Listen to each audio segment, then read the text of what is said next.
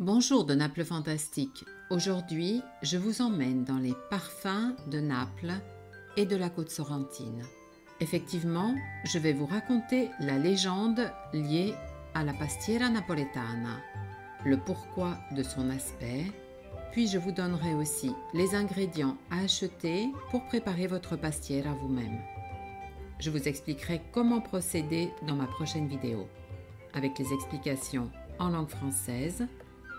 Pour les explications en langue italienne et anglaise, je vous invite à consulter la page Instagram de Cook Pray Love, avec qui nous avons un partenariat, où la recette est déjà présente.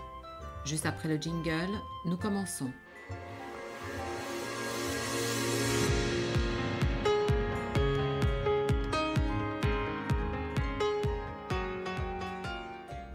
La légende veut que quelques habitants de Naples aient porté en don à la sirène Parthénope des grains pleins de soleil, une ricotta candida, symbole de pureté, des œufs pour la vie qui se renouvelle, de l'essence de fleurs d'oranger pour rappeler la jeunesse du printemps et plein de fruits confits qui lui auraient porté l'allégresse.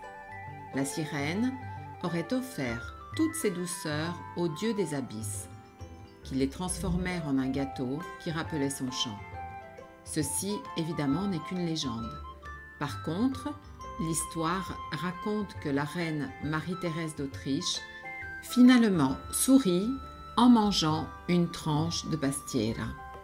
Selon Léon dit, le roi s'exclama « Pour voir sourire à nouveau mon épouse, je devrais attendre la prochaine Pâques ». Comme vous pouvez le remarquer, la pastiera est recouverte de bandes de pâte mises de façon à obtenir des losanges afin de freiner la lévitation de la crème lors de la cuisson.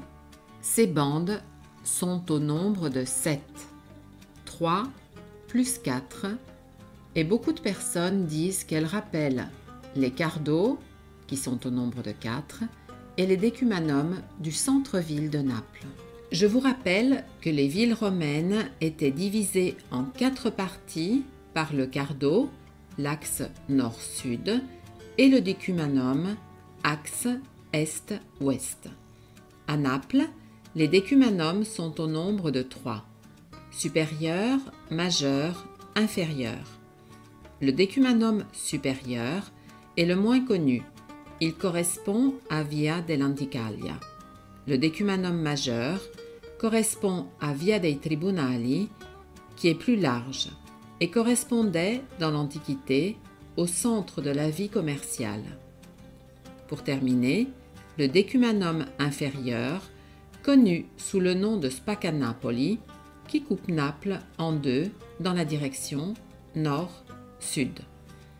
L'UNESCO, c'est très important, a déclaré les 3 décumanums appartenant au patrimoine de l'humanité. Je vous donne maintenant les ingrédients à acheter pour préparer votre pastiera vous-même.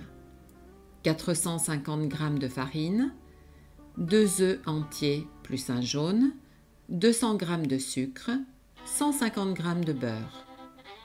Pour le remplissage, 100 ml de lait, une boîte de blé, vous pouvez d'ailleurs en trouver dans les magasins d'alimentation italiens, 30 g de beurre, 2 citrons râpés non traités, 600 g de ricotta, 500 g de sucre, 3 œufs entiers plus 3 jaunes, une demi-petite cuillère de cannelle, si vous l'aimez, 2 petites cuillères d'eau de fleurs d'oranger, ou alors on trouve aussi du millefiori, millefleurs, 150 g de cédra et d'orange confite, et du sucre glace.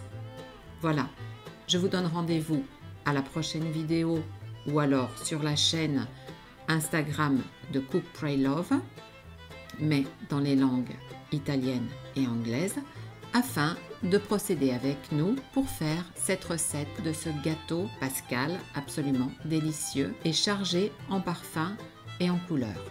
Je vous remercie pour votre attention. Dites-moi si vous connaissiez déjà cette recette, si vous avez déjà réalisé des pastiere napoletane. Je vous invite aussi à vous inscrire, si ce n'est pas déjà fait, à ma chaîne YouTube Naples Fantastique sans oublier d'activer la petite cloche pour activer aussi toutes les notifications. Parlez-en autour de vous et partagez sans modération. Et à ce point-là, on peut dire déguster sans modération. Grazie e alla prossima volta.